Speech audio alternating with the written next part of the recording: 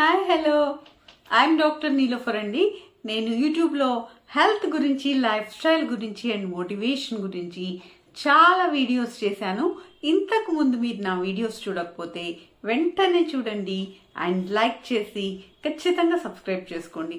ఇవాల్టి మన టాపిక్ అయితే మెచ్యూరిటీ గురించి, అంటే మనం మానసికంగా పరిణితి చెందామా లేదా అనేది మనకి ఎలా తెలుస్తుంది అనే దాని గురించి, ఏమేమి లక్షణాలు ఉంటాయి వాళ్ళలో అనే దాని గురించి మనం ఇప్పుడు తెలుసుకుందాం. మామూలుగా కొంతమంది ఉంటారండి, వాళ్ళు ఎలా ఉంటారు, వాళ్ళకి మెచ్యూరిటీ ఉండదన్నమాట. వాళ్ళు ఏ పని అయినా కూడా చాలా సిల్లీగా వాళ్ళు ఆలోచనలు చేస్తూ ఉంటారు.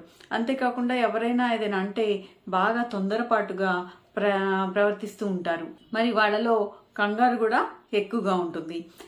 వాళ్ళు పెద్దవాళ్ళైనా సరే ఆ విధంగా ఉంటారనమాట. కానీ కొంతమంది వయసులో తక్కువ ఉన్న వాళ్ళు కూడా ఉంటారు. వాళ్ళు ఎలా ఉంటారు, ఒక్కొక్కసారి వాళ్ళకి సిట్యుయేషన్ని బట్టి వాళ్ళు ప్రవర్తిస్తూ ఉంటారు. పరిస్థితిని బాగా ఆకళింపు చేసుకొని ప్రవర్తిస్తూ ఉంటారనమాట. అలాంటి వాళ్ళని మెచ్యూరిటీ ఉన్న వాళ్ళు అని చెప్పి మనం అంటాం అనమాట. మరి ఇలా మెచ్యూరిటీ ఉందా లేదా మనకి అనేది ఎలా తెలుస్తుంది మనకి అనేది చూసుకుంటే కొన్ని లక్షణాలు ఉంటాయి. మెచ్యూరిటీ, వీళ్ళు మెచ్యూర్ అని చెప్పడానికి, వీళ్ళు మానసికంగా పరిణితి చెందారు అని చెప్పడానికి కొన్ని లక్షణాలు ఉంటాయి అన్నమాట. ఆ లక్షణాలు ఏంటో ఒక్కొక్కటిగా మనం ఇప్పుడు తెలుసుకుందాము. మొట్టమొదటిగా ఏంటంటే, మనము రెస్పాన్సిబిలిటీగా ఉంటున్నామా లేదా.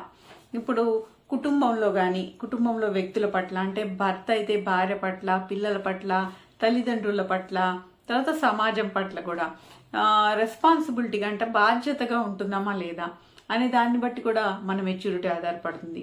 అంటే మనం బాధ్యతగా ఉంటున్నాం అనుకోండి, అప్పుడు మనం మెచ్యూర్ అయినట్టు, పరిణితి చెందినట్లు అనమాట. అలాగే సమయాన్ని కూడా సద్వినియోగం చేస్తున్నామా లేదా అనే దాన్ని బట్టి కూడా ఈ మెచ్యూరిటీ అనేది ఆధారపడి ఉంటుంది.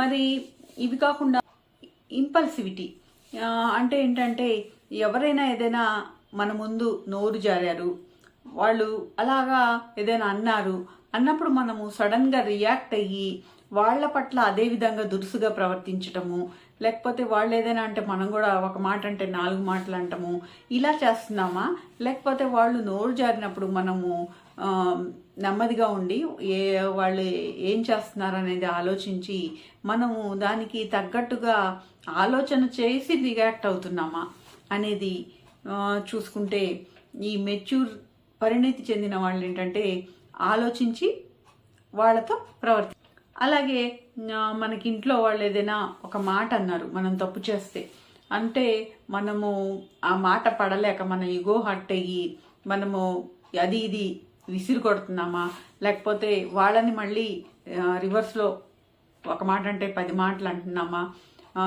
లేకపోతే ఏదైనా తిడుతున్నామా వాళ్ళని అనేది అబ్జర్వ్ చేసుకుంటే, అలాగా మెచ్యూరిటీ లేనప్పుడు చేస్తూ ఉంటాను అనమాట. అదే మెచ్యూరిటీ ఉన్న వాళ్ళైతే ఎలా ఆలోచిస్తారు, సరేలే మన తల్లిదండ్రులే కదా, లేకపోతే మన అన్నయ్యే కదా ఒక మాట అన్నది, అది మనం తప్పు చేస్తేనేగా అన్నారు, మనం ఎందుకు వాళ్ళ మీద రియాక్ట్ అవ్వాలి, మనం కామ్గా ఉంటే సరిపోతుంది, రెండోసారి అలాంటి తప్పు చేయకుండా ఉంటే వాళ్ళు మనల్ని ఏమి అనరు కదా అని చెప్పి ఆలోచన చేసి కామ్గా ఉంటే వాళ్ళు మెచ్యూరిటీ ఉన్నట్టు వాళ్ళకి. అలాగే అలాంటప్పుడు వాళ్ళకి ఏమవుతుందంటే, ఎదుటి వ్యక్తి కూడా, మనల్ని ఒక మాట అన్న వ్యక్తి కూడా, అయ్యో పాపం పిల్లాడు హర్ట్ అయ్యాడు మనం అంటే అని చెప్పి వాళ్ళే వచ్చి పెద్దవాళ్ళైనా సరే సారీ చెప్పి వాళ్ళని బుజ్జగించడానికి అవకాశం ఉంది. అంతేకాకుండా ఇలాంటి సమయాల్లో మన మానసిక కంట్రోల్ అనేది మన చేతిలో ఉన్నది, మనం చేస్తున్నామా లేదా అనేది కూడా తెలుస్తుంది. అలాగే ఎవరికైనా క్షమాపణ చెప్పాల్సి వచ్చినప్పుడు నేను చెప్పను అని బాగా బిగదీసుకొని కూర్చొని మన ఇగో ఏమవుతుంది, మనం వెళ్ళి వాళ్ళకి క్షమాపణ చెప్తే అని చెప్పి ఆలోచిస్తూ ఉంటే అది మెచ్యూరిటీ కాదనమాట. మనం ఒకవేళ ఎవరికైనా క్షమాపణ చెప్పాల్సి వస్తే దానికి తగ్గట్టు మనము చెప్పటము, దానివల్ల నష్టమేం లేదు. ఎదుటి వ్యక్తి కూడా వీళ్ళు తప్పు చేశారు, క్షమాపణ చెప్పారు కాబట్టి క్షమించేస్తారనమాట. వాళ్ళ గురించి గ్రడ్జ్ అనేది పెట్టుకోరు. అందుకని మనం ఈ క్షమాపణ చెప్పాల్సి వస్తే అలా ప్రవర్తించకూడదు. అలా ప్రవర్తిస్తే మెచ్యూరిటీ లేనట్టు. ఆలోచించి ప్రవర్తిస్తే క్షమాపణ చెప్పవలసిన చోట చెప్తే గనక అప్పుడు వాళ్ళు మెచ్యూర్ పీపుల్ అనమాట. అలాగే ఇంకోటి ఏంటంటే, మనం ప్రతి విషయానికి భావోద్రేకం చూపించకుండా ఏదైనా విషయానికైనా ఏ విషయానికైనా లాజిక్గా ఆలోచించి ఆ సమస్య పరిష్కరించుకుంటే మంచిదన్నమాట. సపోజ్ మన బాస్ కానీ మన పై అధికారి కానీ ఇంకెవరైనా కానీ ఏదైనా అన్నప్పుడు మనం వాళ్ళని కాదని మనము ఏమి చేయలేము. అలాంటప్పుడు ఏంటంటే ఇమోషనల్గా ఫీల్ అవ్వకుండా, బాధపడకుండా, లేకపోతే కోపంలో ఒక మాట అనకుండా కొంత ఆలోచించి వాళ్ళతో ఎలా ప్రవర్తిస్తే మనం వాళ్ళకి నచ్చుతుంది అనేది ఆలోచించి ఆ విధంగా మెలిగితే ఏమవుతుందంటే ఆ సమస్య పరిష్కారం అవుతుంది, వాళ్ళ ఈగో సాటిస్ఫై అవుతుంది. తర్వాత మనం కూడా వాళ్ళ దృష్టిలో బ్యాడ్ అవ్వకుండా ఉంటాం. అంతేకాకుండా వాళ్ళ ప్రవర్తన కూడా నెక్స్ట్ టైం నుంచి మన పట్ల మారుతుంది, మన ప్రవర్తన కూడా వాళ్ళ పట్ల మారుతుంది. అలాగే పనులను కూడా లాజిక్గా ఆలోచించి చేయటము, ఇలా చేస్తుంటే మనం పరిణితి చెందినట్లు అనమాట. ఇంకా కొంతమంది ఉంటారండి, మామూలుగా ఏంటంటే వాళ్ళు సంతోషంగా ఉంటారు కానీ ఎవరైనా ఏదైనా ఒక మాట అన్నారనుకోండి, కామెంట్ చేశారనుకోండి, వీడేంటి నాతో ఇలా అన్నాడు, ఇలా అనుకుంటున్నాడేంటి అని మన సంతోషాన్ని కూడా వదిలేసి వాళ్ళన్న దానికి ఎక్కువగా ఫీల్ అవుతూ అలా మదన పడుతూ ఉంటారనమాట. అలా పడితే వాళ్ళకి పరిణితి చెందినట్లు కాదు. వాళ్ళని గుర్తించాలి, ఎదుటి వాడిని ఎందుకు కామెంట్ చేశాడు అతను, నిజంగా ఏదైనా మనలో ఏదైనా ఫాల్ట్ ఉండి కామెంట్ చేశాడా, లేకపోతే మనం చాలా సంతోషంగా ఉన్నాము మనల్ని డౌన్ చేయాలి అనే విధంగా కామెంట్ చేశాడా అనేది ఆలోచించి మనం ఏముందిలే కామెంట్ చేస్తే ఏమవుతుంది, మన సంతోషాన్ని మనం పాడు చేసుకుంటామా అని మన విధానంలో మనం ఉండటం అనేది చేస్తే అప్పుడు కూడా మనం మెచ్యూర్గా ఉన్నట్లు.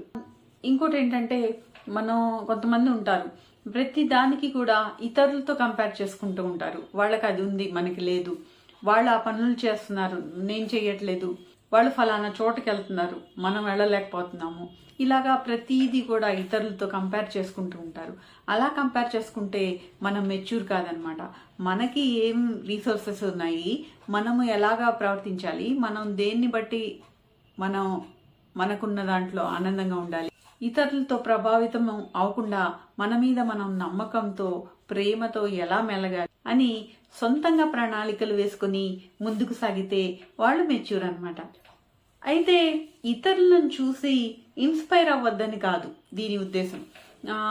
ఇన్స్పైర్ అయ్యే విషయాల్లో ఇన్స్పైర్ అవ్వచ్చు, కానీ మన శక్తి సామర్థ్యాలని మనం అంచనా వేసుకొని మన కృషి ఎంతవరకు చేయగలము అనేది చూసుకొని ఇన్స్పైర్ అయితే పర్వాలేదన్నమాట. అలాగే ఇంకో విషయం ఏంటంటే, మనం ఇతరులు ఏదైనా చెప్తున్నప్పుడు వాళ్ళ మాటని పూర్తిగా వినాలి. అలా కాకుండా మధ్యలోనే వాళ్ళని ఆపేసి మనం ఆర్గ్యూ చేసి మన మాటని చెల్లించుకోవాలి అని ప్రవర్తిస్తే మనం మెచ్యూర్ అయినట్టు కాదనమాట. వాళ్ళు ఏం చెప్తున్నారు పూర్తిగా అనేది విని వాళ్ళని సాటిస్ఫై చేసి వీళ్ళు విన్నారు మా మాట, మనం చెప్పింది అనేది వాళ్ళ మనసులో తృప్తి అనేది వస్తుంది అనమాట. అప్పుడు వాళ్ళని మనం ఎక్కువ కన్విన్స్ చేయడానికి అవకాశం ఉంటుంది. అలాగా మెచ్యూర్ పీపుల్ చేస్తారనమాట. మానసికంగా పరిణితి చెందిన వాళ్ళు ఇలా ప్రవర్తిస్తారు. సమయాన్ని సద్వినియోగం చేసుకునే విషయంలో కానీ, లేకపోతే డబ్బులు ఖర్చు పెట్టే విషయంలో కానీ, ఇది అవసరమా, ఇది ఎందుకు ఖర్చు పెడుతున్నామని అని ఆలోచించుకొని చేయటము, మనలో ఉన్న ప్రలోభాలకి మనమే లోను కాకుండా ఆలోచన చేసి ఏదైనా ఖర్చు పెట్టడం కానీ, సమయాన్ని కానీ డబ్బుల్ని కానీ ఖర్చు పెట్టడం అనేది చేస్తే మనం మానసికంగా పరిణితి చెందినట్లే అనమాట. అలాగే యుక్త వయసులో ఏంటంటే లవ్ ఎట్ ఫస్ట్ సైట్ అని ప్రేమించామని చెప్పి అలాగా బోల్తా పడతా ఉంటారనమాట పై మెరుగులు చూసి. అలా కాకుండా వీళ్ళు మనకి తగిన వాళ్ళ లేదా, వీళ్ళ ఆలోచన విధానం ఎలా ఉంది, మన ఆలోచన విధానానికి సరిపడా ఉందా లేదా, లేకపోతే వీళ్ళతో మనము కంటిన్యూ అవ్వగలమా లేదా, ఇలాగ ఆలోచించి ప్రేమ విషయంలో కూడా ఇలా చేస్తే గనక లవ్ ఎట్ ఫస్ట్ సైట్ అని కాకుండా అలా చేస్తే అప్పుడు మనం మెచ్యూర్ అయినట్టు అనమాట. సో ఇవన్నీ అండి మనం మెచ్యూర్ అయ్యామా లేదా, మానసికంగా పరిణితి చెందామా లేదా అని చెప్పటానికి కనబడే సంకేతాలు. మరి మీకు ఈ టాపిక్ నచ్చితే వెంటనే లైక్ చేసి షేర్ చేయండి. ఏమైనా డౌట్స్ ఉంటే కామెంట్ రూపంలో తెలియజేయండి. అండ్ సబ్స్క్రైబ్ చేసుకొని నోటిఫికేషన్ ఆన్ చేసుకుంటే ఇలాంటి మరిన్ని మంచి వీడియోస్ మీరు చూడగలుగుతారు. And thank you for watching. మరొక వీడియోలో మళ్ళీ కలుద్దాం.